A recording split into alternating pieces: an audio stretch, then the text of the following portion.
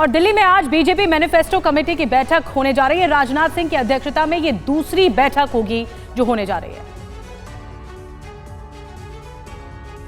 प्रधानमंत्री नरेंद्र मोदी ने लोकसभा चुनाव में 400 प्लस सीटें जीतने का नारा दिया है। ऐसे में बीजेपी घोषणा पत्र भी लोक लुभावन ही होगा।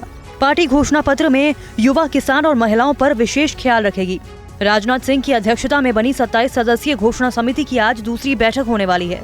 सूत्रों के मुताबिक बीजेपी 19 अप्रैल को पहले चरण के मतदान से पहले संकल्प पत्र जारी कर सकती है।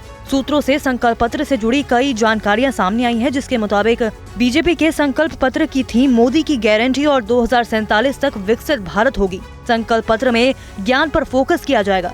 ज्ञान का अर्थ गरीब, युवा, अन्नदाता और नारी शक्ति से है। बीजेपी अपने संकल्प पत्र में इन 4 वर्गों के लिए कई महत्वपूर्ण वादे कर सकती है। प्रधानमंत्री नरेंद्र मोदी कई बार कह चुके हैं कि उनके लिए देश में केवल 4 जातियां हैं: गरीब, युवा, किसान और महिलाएं। इसलिए इन चारों वर्गों को केंद्र में रखकर संकल्प पत्र में बड़ी योजनाओं के वादे संभव हैं। अब देखना होगा कि बीजेपी संकल्प पत्र में और क्या क्या लोक लुभावन वादा करती है। और शिवराज सिंह विदिशा से चुनावी मैदान में हैं, वोट जनता के बीच जा रहे हैं और वोट की अपील कर रहे हैं। TV9 भारतवर्ष से बातचीत में शिवराज ने क्या कहा, आइए सुनते हैं।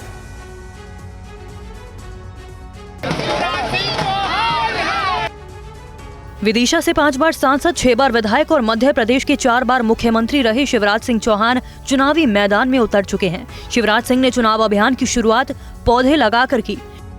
विदिशा से लोकसभा चुनाव लड़ने का फैसला आपका था या पार्टी का था, या आपने भी इच्छा जाहिर की थी कि चलिए अब चुनाव लड़ा जाए? मेरी अपनी कोई इच्छा नहीं है, पार्टी की इच्छा ही मेरी इच्छा है, क्योंकि पार्टी राष्ट्रीय पुनर्निर्माण का एक मिशन है और हमने तय किया है कि पार्टी के माध्यम से देश की सेवा करेंगे, जनता की सेवा करेंगे। तो पार्टी जो काम तय कर देती है उसको पूरी प्रामाणिकता और मेहनत से करना, यह हमारा परम कर्तव्य है। यही मान के पार्टी ने जो फैसला किया उसके अनुरूप हम लोग काम करते हैं। मैं ऐसे ही कार्य करता हूँ। शिवराज सिंह चौहान लाडली बहनों के बीच पहुंचे और उनसे बातचीत की और आशीर्वाद लिया। कन्नौद इलाके में लाडली बहनों ने शिवराज सिंह को चंदा भी दिया। और मध्य प्रदेश में कांग्रेस और बीजेपी के बड़े नेता, जिन्हें पार्टी ने अपना प्रत्याशी बनाया है, वो लगातार प्रचार कर ही रहे हैं। उनकी पत्नियों ने भी मोर्चा संभाल रखा है। आइए देखते हैं ये रिपोर्ट। मध्य प्रदेश की 3 हाई प्रोफाइल लोकसभा सीटों पर कड़ा मुकाबला है। ज्योतिरादित्य सिंधिया की पत्नी प्रियदर्शनी राजे सिंधिया गुना में अपने पति को जिताने के लिए सड़क पर उतर चुकी हैं। प्रियदर्शनी राजे को अपने बीच देखकर महिलाएं खुशी से झूम उठती हैं। विदिशा से चुनावी मैदान में खड़े शिवराज सिंह की पत्नी साधना सिंह भी गांव-गांव प्रचार कर रही हैं। लाडली बहनों से भैया के लिए वोट मांग रही हैं। उन्होंने लाडली लक्ष्मी, लाडली बहना जैसी योजना बनाई है। हमारे इस गांव में कितनी लाडली बहना है अपने भैया की, ये बताइए मुझे। 210।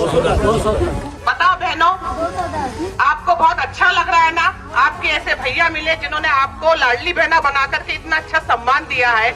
मध्य प्रदेश में इस बार सबसे ज्यादा छिंदवाड़ा को लेकर चर्चा है। नकुलनाथ की पत्नी प्रियानाथ अपने पति के लिए ताबड़तोड़ प्रचार कर रही हैं। हम एक नई क्रांति के साथ आगे बढ़ेंगे। हम 44 साल से साथ हैं और वो शक्ति नहीं पैदा हुई जो 44 दिन में ये रिश्ता खत्म कर दे। आप सभी का बहुत बहुत धन्यवाद। और बदायूं सीट से बीते कई दिनों से सोशल मीडिया में चर्चा जोरों पर है कि शिवपाल सिंह यादव की जगह उनके बेटे आदित्य यादव उम्मीदवार बनेंगे। इस बीच आदित्य यादव ने कहा है कि बदायूं से मैं लड़ूं या पिता जीतेगी समाजवादी।